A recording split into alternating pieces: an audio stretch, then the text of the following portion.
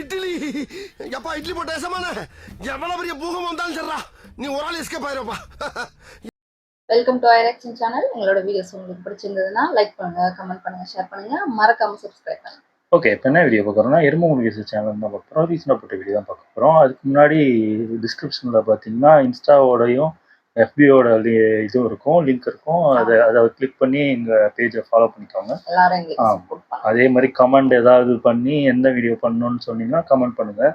அப்புறம் ஹைப்னு ஒன்று கொடுத்துருக்காங்க, ஹைப் பண்ணிங்கன்னா எங்கள் வீடியோ நிறைய பேருக்கு தெரியும். உங்கள் ஃப்ரெண்ட்ஸுக்கு ஷேர் பண்ணுங்கள். ஓகே, இப்போ வீடியோ பார்க்கலாமா? டோலர்களே, இந்த வீடியோ யாரோட மனதையும் புண்படுத்துறது நோக்கமில்ல பாத்துக்கங்க. அதையும் மீறி எந்த டோலரோடைய மனதாவது புண்பட்டா அதுக்கு கம்பெனி பொறுப்பு இல்ல. டியூட் ரோஸ்டா டூட் 100 crores. எஸ், இதை உன்னால நம்ப முடியாதுன்னு யாருனாவது சொன்னா நீ நம்ப வேண்டியது அவங்கள ஒண்ணு. இந்த கண்டென்ட்டை நான் டூட் ரிலீஸ் அப்போவே போட்டு வியூஸ் வாங்கியிருக்கலாம். பட் அப்போலாம் போட்டிருந்தேன்னா இந்த ஆன்லைன்ல இருக்கக்கூடிய 2K குஞ்சுகள்லாம் என்ன ஊடு கட்டி அடிச்சிருக்கும். ப்ரோ உனக்கு வன்மம் ப்ரோ. மிடில் கிளாஸ்ல இருந்து வந்து இப்படி உயரத்துக்கு போனா அவனோட வளர்ச்சி பிடிக்காம இப்படிதான் பேசுவீங்க.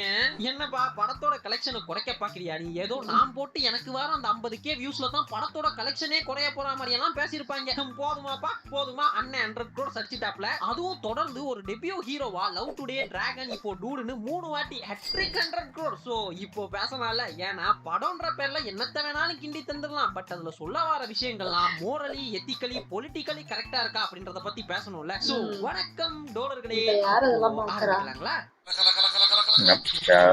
ஒரு கோடி அடிக்கணும் அவ்வளவுதான்.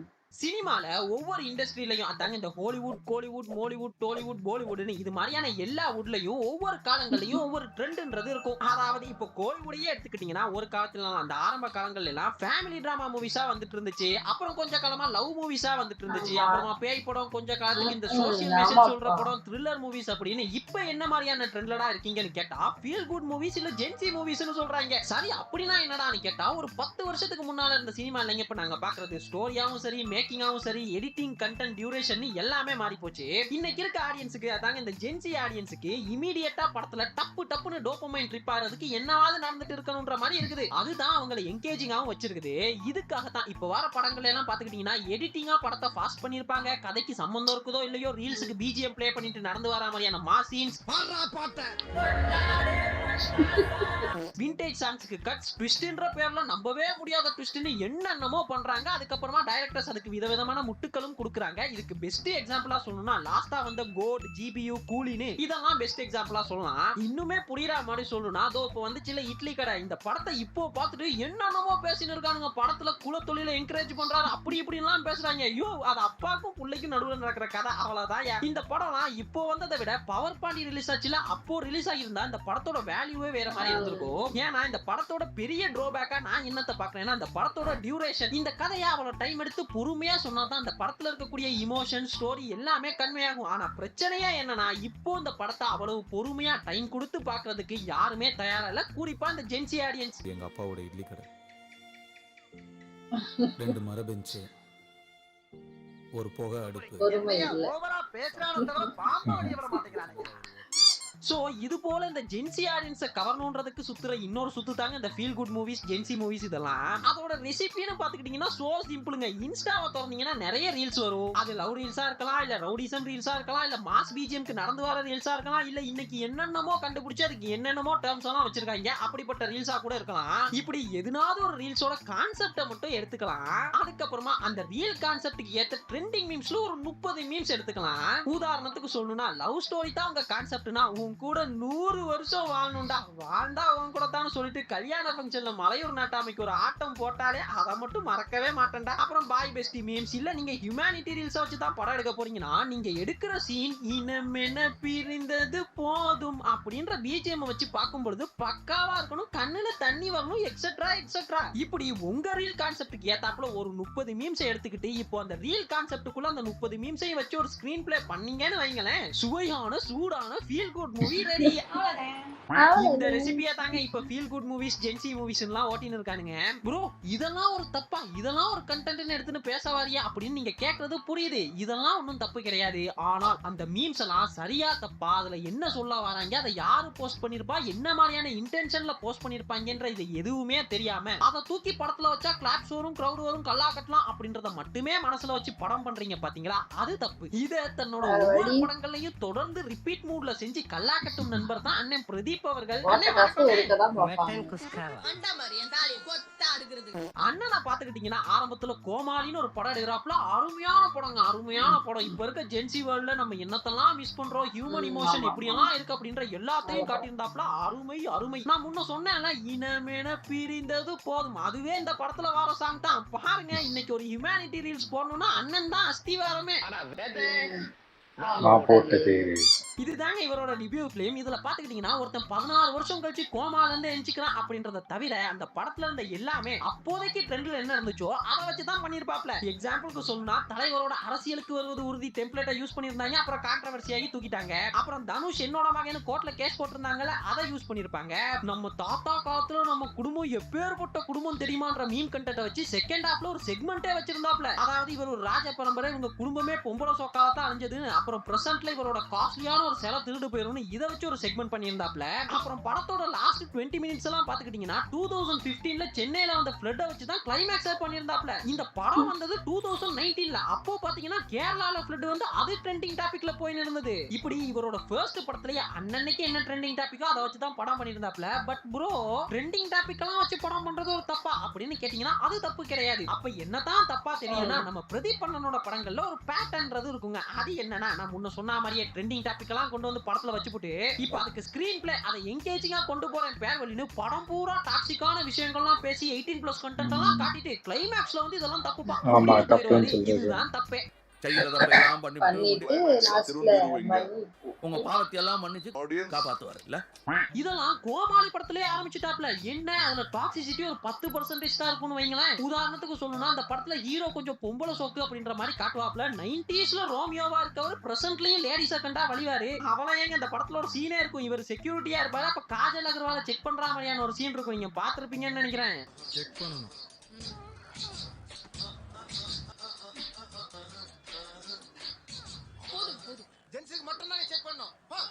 இதுல கூட பிடிச்ச வேலையை செய்ய விட மாட்டீங்களா? இப்படியெல்லாம் சீன் வச்சுட்டு கட் பண்ணா இவரே திடீர்னு பாத்தீங்கன்னா காஜல் அகர்வாலோட கீஞ்சி போன பேண்ட் ஒன்று போட்டுன்னு வருவாங்க. அதை பார்த்துட்டு என்னடா பண்ணி வச்சிருக்கீங்க அப்படின்னு வாப்ல. என்னது பொண்ணுங்களை தப்பா பாக்குறதும் அப்புறம் ஒழுங்கா ட்ரெஸ் பண்ணுமான்னு சொல்றதும் ஒரே ஆளா?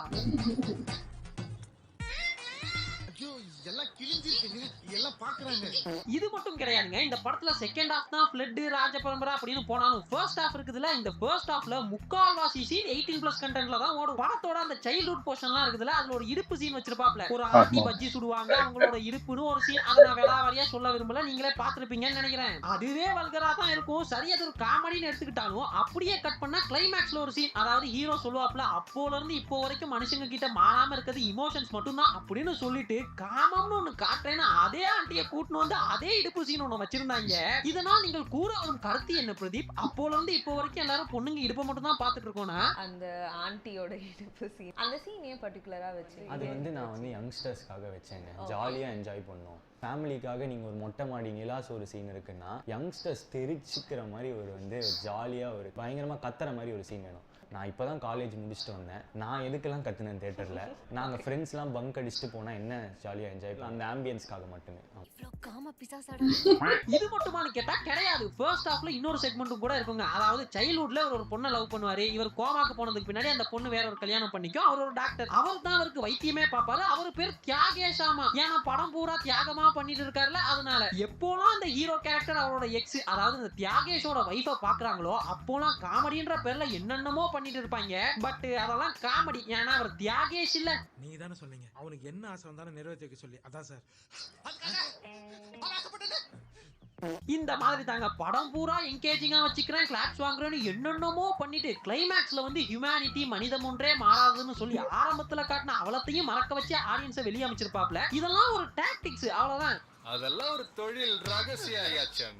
இதோ இப்போ இந்த டூட் படம் வந்துச்சுல, அப்போலாம் அந்த தியாகேஷ் கேரக்டரை போட்டு அடிச்சுட்டு இருந்தானுங்க. ஏன்னா அந்த பிஆர் தியாகேஷ் கேரக்டரோட ஸ்பின் ஆஃப் தான் பண்ணிருக்காப்ல. அந்த மேட்டருக்கு நான் பின்னாடி வரேன். ஆக்சுவலி இந்த கோமாளி படமே பாத்துக்கிட்டீங்கன்னா ரியாலிட்டிக்கு கொஞ்சமும் சாத்தியம் இல்லாத ஒரு கதை தான். அந்த படமே ஒரு தனி யூனிவர்ஸ்ல நடக்குதுன்னு வைங்களேன். ஏன்னா அந்த படத்துல இருக்கக்கூடிய ஒரே கேரக்டர்ஸ் தான் திரும்ப திரும்ப மீட் பண்ணிப்பாங்க. அவங்களுக்குள்ள தான் கான்ஃபிளிக்ட் இருக்கும், அவங்களுக்குள்ள தான் ஸ்டோரியும் இருக்கும். ஹீரோக்கு ஒரு எக்ஸ் இருக்காங்க, அவங்க கல்யாணம் கட்டினது ஒரு டாக்டர். அதே டாக்டர் தான் ஹீரோக்கு ட்ரீட்மெண்ட் பாக்குற டாக்டர். ஹீரோவோட சிலை காணாம போகுது. கட் பண்ணா ஹீரோ செக்யூரிட்டி கார்டா ஒரு வேலைக்கு போறாப்ல, அங்க பார்த்தா அதே சிலை இருக்குது. கட் பண்ணா கிளைமேக்ஸ்ல ஹீரோ வில்லன் வீட்டுக்கு போறாரு, அங்க போய் பார்த்தா அவர் எப்பயோ ஹெல்ப் பண்ண ஒரு அம்மா அங்க நிக்கிறாங்க. இதுக்கெல்லாம் பேர் என்ன தெரியுமா? கோ இன்சிடென்ட்ஸ்னு சொல்லுவாங்க. ஒரு படத்துல 1-2 கோ இன்சிடென்ட்ஸ் இருக்கலாம், ஒரு படமே இருக்க கூடாதுல.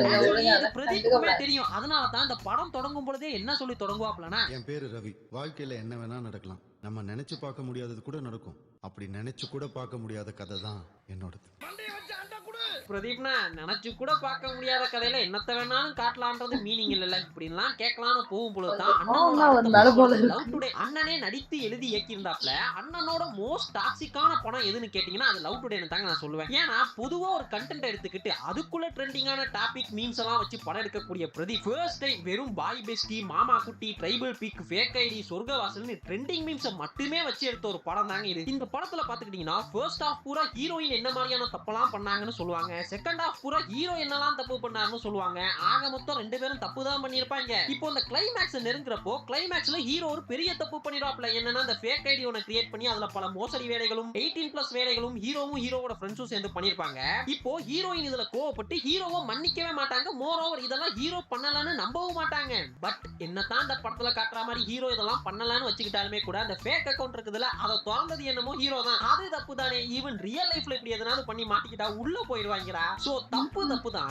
ஆனா இதெல்லாம் படத்துல காட்டாம இத காம்பன்சேட் பண்ற மாதிரி கிளைமேக்ஸ்ல இன்னொரு பிரச்சனையோட வராங்க. அது என்னன்னா ஹீரோயினோட நியூட் லீக் ஆகிருச்சா. ஆனா ஹீரோ நம்புறாரு, ஹீரோயின் அதை பண்ணலன்னு ஹீரோ நம்புறாரு. அதனால ஹீரோ என்னதான் ஃபேக் அக்கவுண்ட் எல்லாம் வச்சிருந்தாலும் அவர் அதுல ஒண்ணுமே பண்ணலன்னு கிளைமேக்ஸ்ல நம்பிடுறாங்க. தப்புக்கு தப்பு ஈக்குவலா போச்சு, வா நம்ம 2 பேரும் ஒண்ணு சேர்ந்துக்கலாம் கிளைமேக்ஸ்ல ஒண்ணு சேர்ந்துடுறாங்க. அந்த நியூட லீக் பண்ண கௌஷிக்ன்ற கேரக்டர் அரெஸ்ட் பண்ணிடுறாங்க. அந்த ஃபேக் அக்கவுண்ட்ல மெசேஜ் பண்ணது யாருன்னே தெரியலையா. இல்ல புரியல, நீ ஒரு மொல்லா மாதிரி அவன் ஒரு முடிச்சடிக்கு. நியாயமா பார்த்தா நீங்க 2 பேரும் சேரவே கூடாது. நீங்க 2 பேரும் இல்ல, நீங்க 2 பேருமே யாரு கூடவும் சேரக்கூடாது. இப்படி ஒரு கிளைமேக்ஸ் வச்சிருந்தீங்கன்னா நல்லா இருந்திருக்கும்.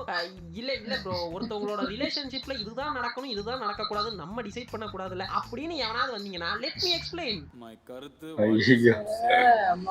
இந்த படத்துல கௌஷிக்ன்ற ஒரு கேரக்டரை காட்டுவாங்க. நம்ம டெம்பிள் மங்கீஸ் விஜய் வரதராஜன் தான் பண்ணிருப்பாப்ல. அவர் தான் அந்த பொண்ணோட நியூட மார்க் பண்ணி லீக் பண்ணிருப்பாரு. அதனால அரெஸ்டும் பண்ணிடுவாங்க. மோர் ஓவர் ஒரு கைண்ட் ஆஃப் வில்லன்ற மாதிரி தான் காட்டுவாங்க. இவரோட இன்ட்ரோவே எப்படி இருக்கும்னா பிரியாணி சாப்பிட்டு இருப்பாப்ல, அதுல ஒரு காக்கா ஆகி போயிடும். அதை பார்சல் பண்ணி பக்கத்துல இருந்த பிச்சைக்காரனுக்கு கொடுத்து அதை வீடியோ எடுத்து போட்டு ஆபீஸ்ல எல்லாம் ஃபேமஸ் ஆயிடுவாப்ல. அதாவது ஒரு இன்னசென்ட்டான கெட்டவன்ற மாதிரி. கட் பண்ணா கல்யாண வீட்டுல ஹீரோ சின்ன பையன் ஒண்ணுக்கு போன கூல் ட்ரிங்க்ஸ் எடுத்து மாமா கொடுப்பாப்ல. ஹீரோவும் வில்லனும் ஒரே விஷயத்தை தான் பண்ணுவாங்க. ஆனா இது காமெடி. ஹீரோ எல்லா பொண்ணுங்க கிட்டையும் ட்ரைபிள் பிக் கேட்பாப்ல, எக்ஸோட பேசுவாப்ல, கவிதையா அனுப்புவாப்ல, சொர்க்கவாசல் குரூப்ல இருப்பாப்ல, சமந்தாவை பதம் பார்க்கணும்ன்ற வரைக்கும் சொல்லிட்டு கடைசியா அந்த கௌஷிக் கேரக்டர் வீடியோவை மார்க் பண்ணி போட்டான்ற காரணத்தால அவனை வில்லன்ற மாதிரி காட்டி முடிச்சிருவாப்ல பிரதீப். ஆஹா உத்தமன் பிரதீப் வாட் ப்ரோ, நல்லா கவனிச்சீங்கன்னா தெரியும் இந்த படத்துல கௌஷிக் கேரக்டரும் உத்தமன் கேரக்டரும் ஒரே விஷயத்தை தான் படம் பூரா பண்றாங்க. ஆனா கௌஷிக் கேரக்டர் ஒரு படி உங்களை விட மேல போய் ஒண்ணு பண்ணிட்டாருன்றதுக்காக அவர் வில்ல நீ உத்தமனா. உன்ன மாதிரி ஒரு ஈன பிறவி நான் என் வாழ்க்கையில பார்த்ததே இல்லை.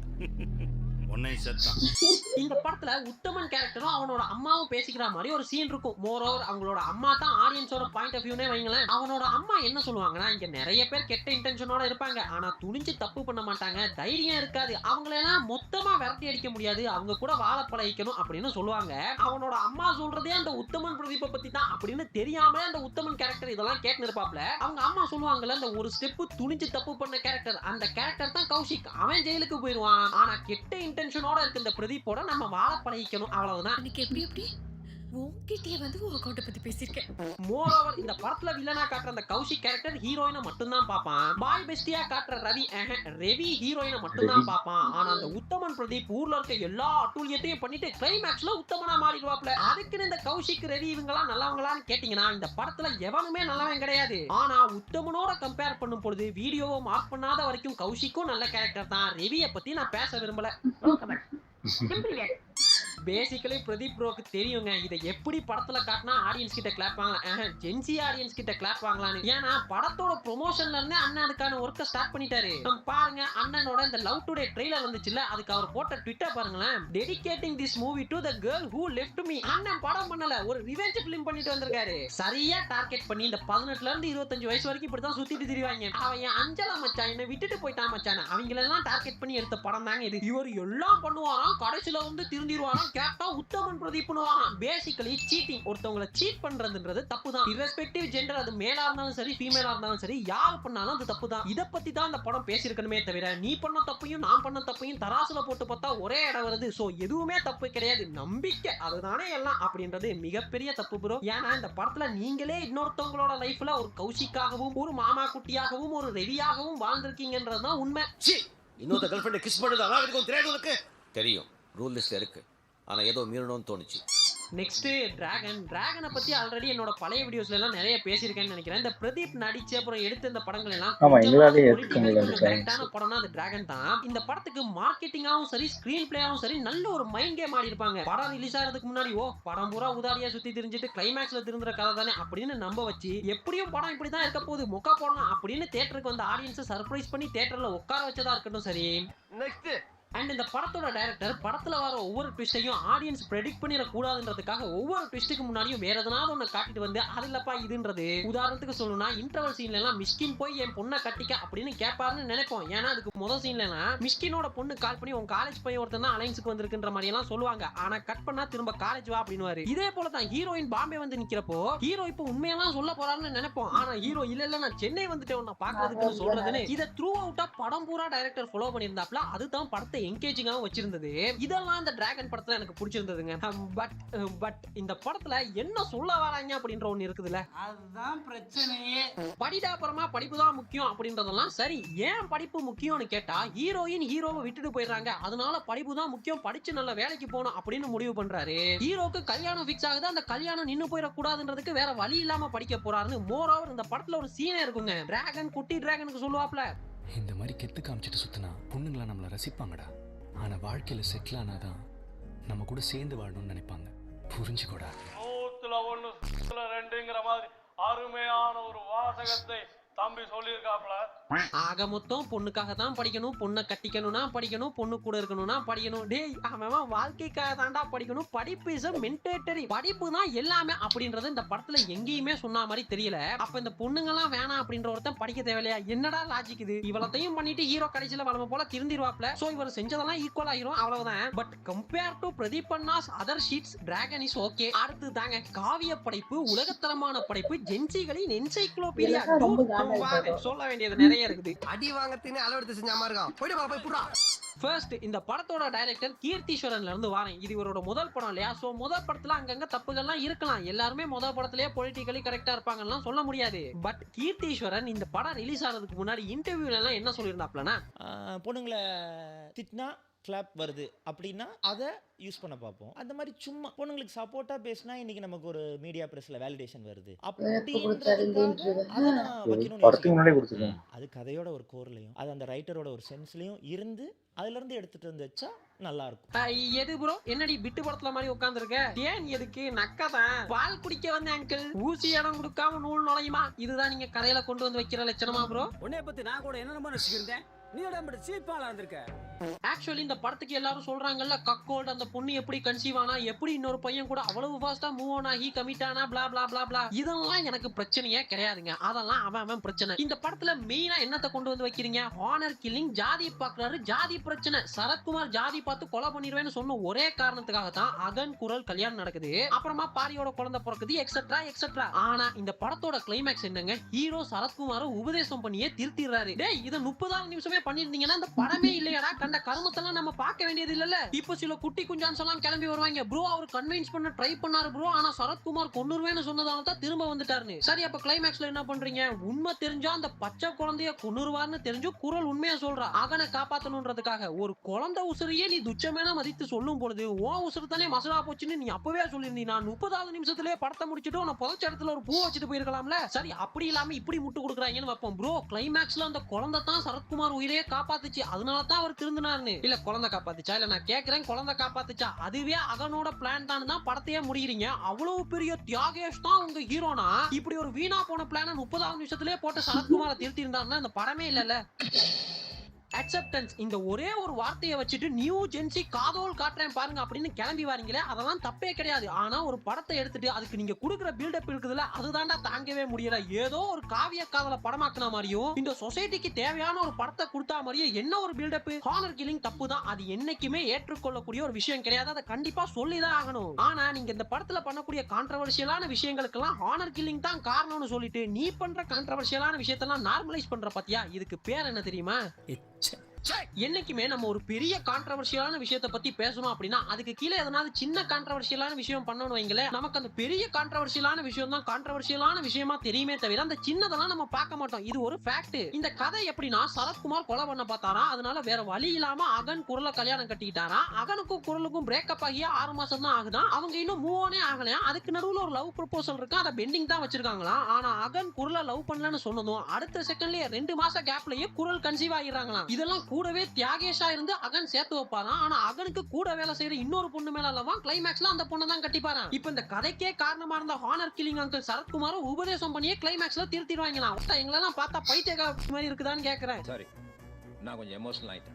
இந்த படம் எவ்வளவு ஒரு தப்பான படம் அப்படின்றத சொல்றதுக்கு 2 எக்ஸாம்பிள் எடுத்துக்கலாம். ஒன்னு அயோக்கியா, இன்னொன்னு தனியொருவன். அயோக்கியால பாத்தீங்கன்னா ஹீரோ கெட்டவன், காசுக்காக என்ன வேணாலும் பண்ணுவான். அவனோட பாயிண்ட் ஆஃப் வியூல ஒன்னு 100% நல்லவனா இருக்கணும், இல்ல 100% கெட்டவனா இருக்கணும். There is nothing grey. இப்படி கெட்டவனா இருக்க ஹீரோ நல்லவனா மாறினா எந்த அளவு தூரம் போவான் அப்படின்றத இந்த படத்தோட கிளைமேக்ஸ். ஒரு பொண்ணு ரேப் பண்ணிடுவாங்க. சோ அந்த குற்றவாளிகளுக்கு தண்டனை வாங்கி கொடுக்கறதுக்கு போதுமான சாட்சி இல்லைன்ற ஒரே காரணத்துக்காக நானும் ரேப் பண்ணவங்கள ஒருத்தன் அப்படின்னு போய் சொல்லி ஹீரோ அந்த சாட்சியே நான் தான் அப்படின்னு குற்றவாளிகளுக்கு எல்லாம் மரண தண்டனை வாங்கி கொடுத்துட்டு அவனும் செத்துருவான். இதே தனியொருவன் பாத்தீங்கன்னா அபிமன்யு கெட்டவன் தான், கிளைமேக்ஸ்ல அவன் திருந்தலாம் மாட்டான். நான் கெட்டவன், அதுக்காக நான் செத்துறேன், திருந்தி உத்தமனாலாம் வாழல அப்படின்னா அவன் செத்துருவான். இது போல தாங்க ஒருத்தன் பண்ண சரியாலையோ ஒரு தப்பாலையோ தான் ஒரு படத்தோட கதையே நடக்குதுன்னா அந்த படத்தோட கிளைமேக்ஸ் ஜஸ்டிபிகேஷன் இருக்குதுல, அது கரெக்டா இருக்கணும். இவர் படம் பூரா எல்லாத்தையும் பண்ணுவாராம், கிளைமேக்ஸ்ல வந்து திருந்திடுவாரானா. அந்த படத்தோட 2.5 மணி நேரத்துல எந்த ஃப்ரேம்ல வேணாலும் அவர் திருந்தலாம், கிளைமேக்ஸ்ல தான் வந்து திருந்தணும்னு இல்ல. ஒரு பொண்ணோட தாலிக்கு இல்ல மரியாதை, அவளோட ஃபீலிங்ஸுக்கு தான் மரியாதைன்ற அந்த சரியான ஒரு ஃபேக்ட் எடுத்து வச்சுட்டு அதுக்கு பின்னாடி நீங்க பண்ணக்கூடிய விஷயங்கள்லாம் இருக்குதுல, இதெல்லாம் எவ்வளவு ஒரு டிஸ்டர்பிங்கான ஃபேக்டர் அப்படின்றது உங்களுக்கு புரியுதா இல்லையானே தெரியல.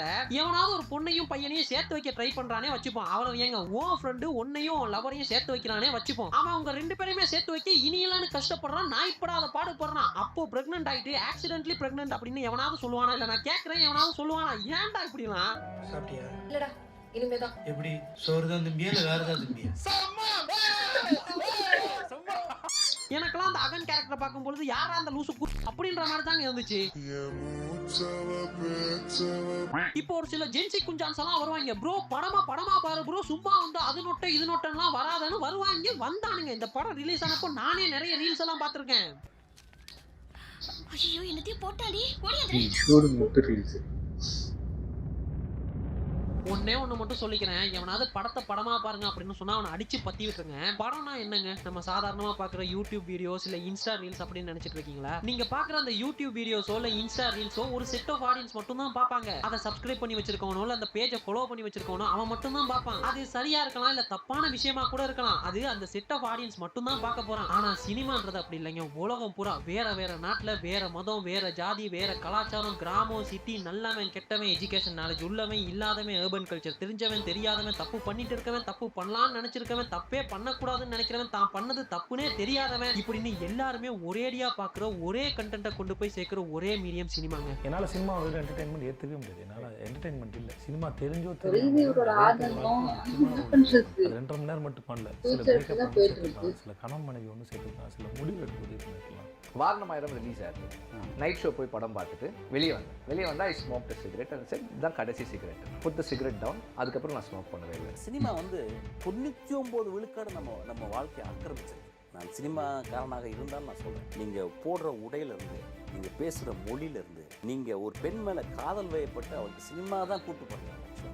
யாராவது சினிமாவை பாருங்க அப்படின்னு சொன்னாங்கன்னா நீ கடைசியாக எந்த படம் பார்த்தேன்னு கேட்டிருக்கேன். அவனால் உங்களுக்கு எந்த யூஸும் கிடையாது. அவனுக்கு வந்து ரொம்ப பார்வை ரொம்ப குறுகியதுன்னு நீங்கள் எடுத்துக்கலாம்.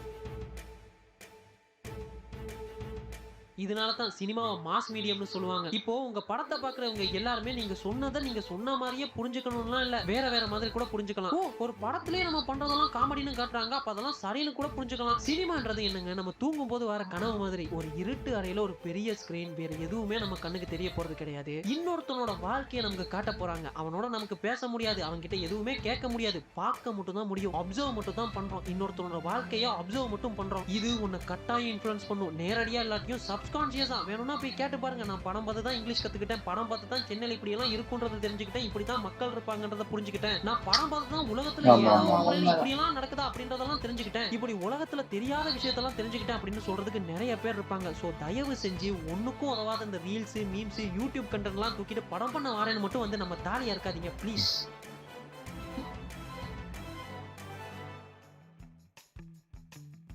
பிரதீப்னா ப்ளீஸ், நீங்க தான் இந்த ஜென்சிகளின் நாயகன். இன்னும் பல படைப்புகள் கொடுக்க போறீங்க. கேட்டா மிடில் கிளாஸ்ல இருந்து வளர விடல அப்படின்னு சொல்லுவீங்க. வளருங்க, தப்பு கிடையாது, எல்லாரையும் சேர்த்து வளர்த்துங்க, அதுதான் முக்கியம். அப்புறம் இன்னொரு ஜென்சியை கூடவே வச்சிருக்கீங்க, அது வேற யாரும் கிடையாது, சாயா பேங்கர் தான். நான் லாஸ்டா போட்ட வீடியோல சொல்லியிருந்தேன், உங்களை அடிக்கிறது என் மோட்டோ கிடையாது. ஆனா தயவு செஞ்சு இந்த படத்துல ஓஎஸ்டி பிஜிஎம் ரீ ரெக்கார்டிங்னு ஒன்னு இருக்குது, அது தனியா பண்ணணும், அதை மட்டும் புரிஞ்சுக்கோங்க. போட்ட பாட்டையே 0.5x 0.75x போட்டா அது பிஜிஎம் கிடையாது, புரிஞ்சுக்கோங்க. ஏன்னா இந்த டூட் படம் இருக்குதுல, பார்க்க போறதுக்கு முன்னாடி ஒரு ட்வீட் எல்லாம் போட்டுருந்தாங்க, நல்ல சவுண்ட் இருக்க ஒரு ஆல்பம் சாங் போடுறவரை கூட்டு வந்து பண்ணா ஒரே பாட்டெல்லாம் போடுவாரு. அப்புறமா தான் தெரிஞ்சது.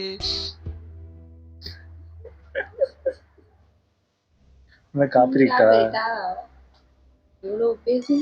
ஃபைனலா பிரதீப்னா உங்களை அடிக்கிறது என் மோட்டோ கிடையாது. ஏன்னா நானே ஒரு ஜென்சி கிட் தான், நானே ஒரு 2K கிட் தான். சோ உங்களை அடிக்கிறது என் மோட்டோ கிடையாது. அப்ப ஏன் இதெல்லாம் பண்றேன் அப்படின்னா, உங்களோட படங்கள்லாம் பார்க்கும் பொழுது டார்க் மீம் பாக்குற மாதிரி இருக்குது. அதாவது இவர் காமெடியா சொல்லிட்டு போற விஷயங்கள்லாம் கொஞ்சம் சீரியஸா எடுத்து பார்க்க தொடங்கணும்னு வைங்களேன், இவரோட படங்கள்லாம் தனித்தனியா உட்காந்து பார்க்கலாம். ஆனா எல்லாரும் ஒன்னா சேர்ந்து உட்காந்து பார்க்க முடியாதுன்ற நிலைமைக்கு போயிடும். ஏன்னா இவர் காட்டுற விஷயங்கள்லாம் ரியல் லைஃப்ல நடக்காமலாம் இல்ல, நடந்துட்டு தான் இருக்குது. ஆனா அதை பண்றதை நார்மலைஸ் பண்ணிடாதீங்க, அதை மட்டும் தான் சொல்றேன். புரிஞ்சுப்பீங்க நம்புறேன் ப்ரோ. அப்புறம் என்ன ப்ரோ வரட்ட. அப்புறம் போறதுக்கு முன்னாடி கீழே பாருங்க, நம்ம சோஷியல் மீடியா லிங்க் சும்மாவே கிடக்குதுங்க, போற போக்குல அதையும் ஃபாலோ பண்ணிக்கங்க. அதுவும் இன்ஸ்டாகிராம ஃபாலோ பண்ணி வைங்க, ஏன்னா நான் இன்ஸ்டால வீடியோ போடலான்னு இருக்கேன். அப்புறம் என்ன, இன்னொரு ரோஸ்ட் வீடியோல மீட் பண்ணலாம். அதுவரை நன்றி, வணக்கம்.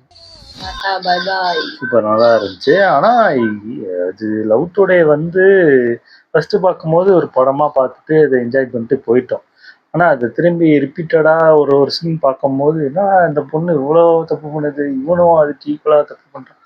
அதை ஒரு ரியாலிட்டியில் எடுத்து பார்க்கும்போது ரொம்ப, அது ரியாலிட்டியில் இப்போது நம்ம வாழ்க்கையே, நம்மளோட கேர்ள் ஃப்ரெண்ட் நம்மளும் இப்படி இருக்கோம் அப்படின்னா எவ்வளோ டாக்ஸிக்காக இருக்கும் ரெண்டு பேரும் அப்படின்னு தான் அர்த்தம். ரெண்டு பேருமே ரொம்ப மோசமா இருக்கிறாங்க மாதிரிதான் அந்த ஸ்டார்டிங்ல அந்த படம் பார்க்கும்போது ஒரு காமெடி அப்படி சிரிச்சுட்டு போய் அது நம்பிக்கை இதெல்லாம் ஓகே தான். அது வந்து ஸ்டார்டிங் ஃபுல்லா அப்படி காட்டிட்டு, அதாவது நம்மளுக்கே அவங்க ரெண்டு பேர் மேலேயும் நம்பிக்கை இல்லை. இவங்க உண்மையிலே ஊர் சுத்தி இருப்பாங்களோ, பெஸ்டி கூட ஊர் சுத்தி இருப்பாங்களோ, இவர் ஏதாவது எக்ஸ் கூட ஏதாவது பண்ணியிருப்பாரோ, அப்போ நம்மளுக்கே அவங்க மேல நம்பிக்கை போகும்போது இவங்களுக்கு மட்டும் இப்படி நம்பிக்கை ஒரு மாதிரி காட்டுறது தான். வேற வழி இல்லை, நம்ம சேர்ந்தாகணும் அப்படின்னு மாதிரி தான் இருக்கும். ஆனால் அந்த படம் ஃபர்ஸ்ட் பார்க்கும்போது ஒன்றுமே தெரியல, அதுக்கப்புறம் தான் புரிஞ்சு. ஆனால் டிராக்னு உண்மையிலே கிளைமேக்ஸ் உண்மையிலே ஏற்றுக்கிற மாதிரி இல்லை. நான் அவ்வளோ தப்பு பண்ணுவானா அப்போல்லாம் தெரியலையா.